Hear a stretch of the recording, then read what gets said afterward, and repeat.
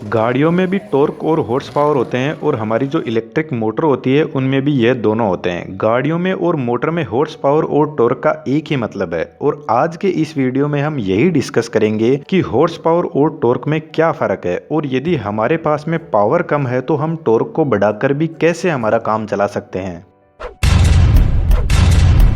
Horse power और torque में एक बहुत ही क्लोज रिलेशन है जिसको हम बहुत ही सिंपल लैंग्वेज में समझते हैं एक आसान एग्जाम्पल से। मेरे पास में एक नट है और एक बोल्ट है और मुझे इस नट को खोलना है इस रेंच की हेल्प से।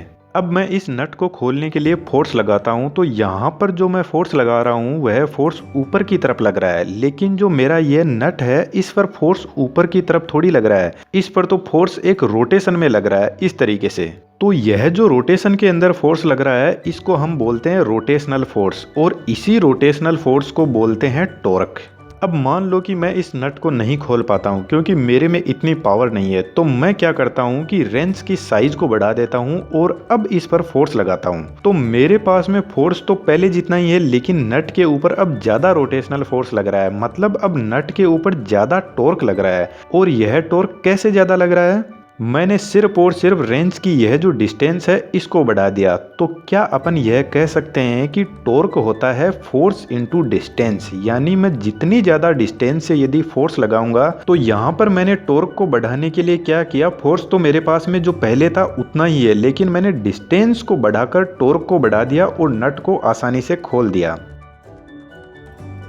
तो फिर एक तरीके से तो हम ऐसा कह सकते हैं कि हम टॉर्क को मैनिपुलेट कर सकते हैं, यानी हमारे पास में ज़्यादा पावर नहीं है तो हम टॉर्क को बढ़ाकर हमारा काम चला सकते हैं। और गाड़ियों में यही होता है, गियर बॉक्स की हेल्प से हम गाड़ियों के टायर पर जो रोटेशनल फोर्स लग रहा है उसको हम बढ़ा देते हैं, जिसको हम टॉर्क कहते हैं। लेकिन अब बात आती है हॉर्स पावर की। एक बार इस हॉर्स को छोड़ो, हम पावर को ही समझ लेते हैं। अब पावर की डेफिनेशन क्या होती है? हमारी हिंदी मीडियम स्कूल में हमको सिखाया था कि बेटा कार्य करने की दर को हम शक्ति यानी पावर कहते हैं, यानी जिस रेट से हम किसी वर्क को कर रहे हैं उसको हम पावर कहते हैं। जैसे मैं इस खिलौने वाली गाड़ी को यदि धीरे धीरे आगे चला रहा हूं तो मेरे को कम पावर लगानी पड़ रही है, लेकिन जैसे यदि मैं इसको फास्ट आगे बढ़ा रहा हूं तो यहाँ पर मेरी पावर ज्यादा लग रही है। असल में दोनों ही केस में मैं एक ही काम कर रहा हूँ, इस गाड़ी को यहाँ से यहाँ पर लेकर जा रहा हूँ, लेकिन एक केस में इस गाड़ी को स्लो लेकर जा रहा हूँ। दैट मीन्स इस केस में मेरी जो वर्क करने की रेट है वह स्लो है, तो मुझे कम पावर लगानी पड़ रही है।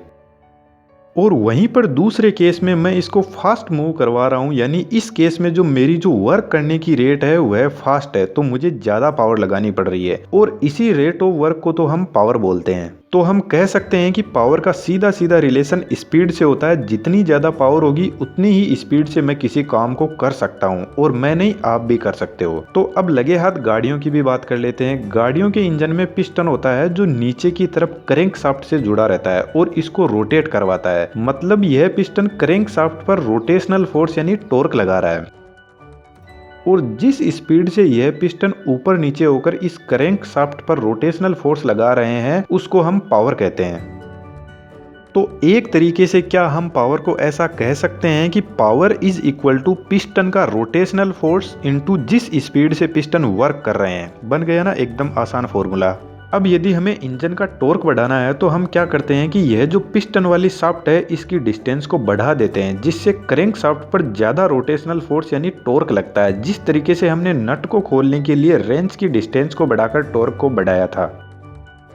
इसके अलावा गाड़ी में गियर बॉक्स की हेल्प से भी हम टायर पर लगने वाले टॉर्क को बढ़ा सकते हैं। अब इस पिस्टन के पास में कहां से फोर्स आता है और गाड़ी का इंजन कैसे काम करता है, इसके लिए आप इस वाले वीडियो को देख सकते हो। अब एक और एग्जांपल लेते हैं जिससे आपको जो स्पोर्ट्स कार होती है और जो हमारी नॉर्मल कार होती है उसमें जो पावर और टॉर्क का फर्क है वह बहुत ही अच्छे से क्लियर हो जाएगा। स्पोर्ट्स कार के टायर एक ही जगह पर ड्रिफ्ट कर जाते हैं, लेकिन हमारी नॉर्मल गाड़ियों में ड्रिफ्टिंग बहुत ही मुश्किल से होती है। हमारे पास में दो गाड़ियां हैं, एक कार की पावर है 200 हॉर्स पावर और इसका टॉर्क है 100 न्यूटन मीटर। दूसरी कार की पावर है 100 हॉर्स पावर और इसका टॉर्क है 200 newton metre. Newton metre torque की यूनिट होती है। और मान लेते हैं इन दोनों गाड़ियों में सब कुछ सेम है, तो आपके हिसाब से कौन सी गाड़ी ज्यादा पावरफुल होगी? जिस गाड़ी की पावर 200 हॉर्स पावर है वही ज्यादा पावरफुल होगी, क्योंकि इसमें जो रेट ऑफ वर्क है पिस्टन्स की वह बहुत ज्यादा फास्ट है। और यही होता है स्पोर्ट्स कार में। स्पोर्ट्स कार का इंजन बहुत ही पावरफुल होता है, जितना ज्यादा पावरफुल होगा उतनी ही उसकी स्पीड ज्यादा होगी।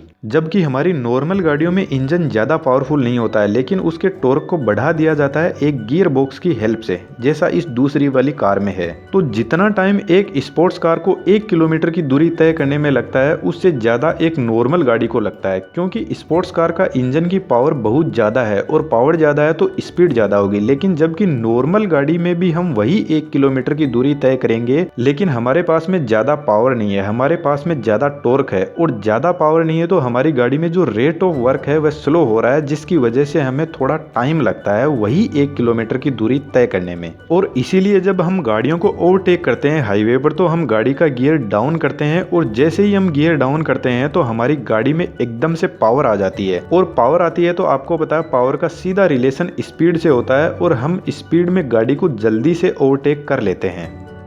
हॉर्स पावर एक पावर की ही यूनिट होती है, और एक हॉर्स पावर में 745.7 वाट होते हैं। एक यूनिट से भी कम। और एक यूनिट में कितने वाट होते हैं आप कमेंट्स में लिख कर बताओ। और अब इस पूरी कहानी को मैं एक छोटे से फॉर्मूले में रख देता हूँ। बस आपको इतना ध्यान में रखना है कि power is equal to torque into omega होता है। यहाँ पर ओमेगा स्पीड ही होती है। अब इसी फॉर्मूले से टॉर्क हो जाएगा पावर अपॉन ओमेगा। तो बस इतना ध्यान रखो कि यदि हम पावर को बढ़ाते हैं तो स्पीड बढ़ेगी और टॉर्क कम हो जाएगा। और यही हॉर्स पावर, टॉर्क और स्पीड का ग्राफ हमें बता रहा है कि जब पावर सबसे ज्यादा है तो इंजन के आरपीएम भी सबसे ज्यादा होंगे, लेकिन टॉर्क कम हो जाएगा।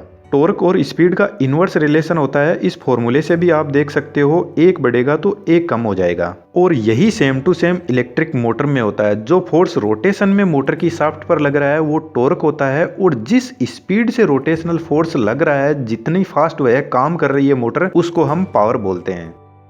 अब यही दोनों फॉर्मूले मोटर और गाड़ियों में काम करते हैं, लेकिन मोटर का कंसेप्ट कुछ थोड़ा और टाइप का होता है। मोटरों में वाइंडिंग होती है और वाइंडिंग में टर्न्स होते हैं, तो टर्न्स के हिसाब से हम मोटर की टॉर्क और स्पीड को कम ज्यादा कर सकते हैं। क्योंकि आपको पता है कुछ मोटरें ऐसी होती है जिनकी स्पीड बहुत कम होती है लेकिन बहुत ही ज्यादा पावरफुल होती है। तो मेरे ख्याल से आपको टॉर्क और स्पीड की कहानी अच्छे से समझ में आई होगी। वैसे ज्यादा मुश्किल नहीं है, नहीं समझ आया तो फिर से वीडियो देख लेना, और फिर भी समझ में नहीं आया तो कमेंट बॉक्स में पूछ सकते हो। लेकिन यदि आपका कोई क्वेश्चन है तो आप मुझे इंस्टा और एफबी पर मैसेज किया करो। फॉलो करने की कोई जरूरत नहीं है, क्योंकि कमेंट बॉक्स में मैं आपको एक बार तो रिप्लाई कर देता हूँ, लेकिन यदि आप वापस रिप्लाई करते हो तो वह कमेंट मुझे नहीं मिलता है। तो यदि वीडियो अच्छा लगा तो वीडियो को लाइक कीजिए, चैनल को सब्सक्राइब कीजिए। Thank you.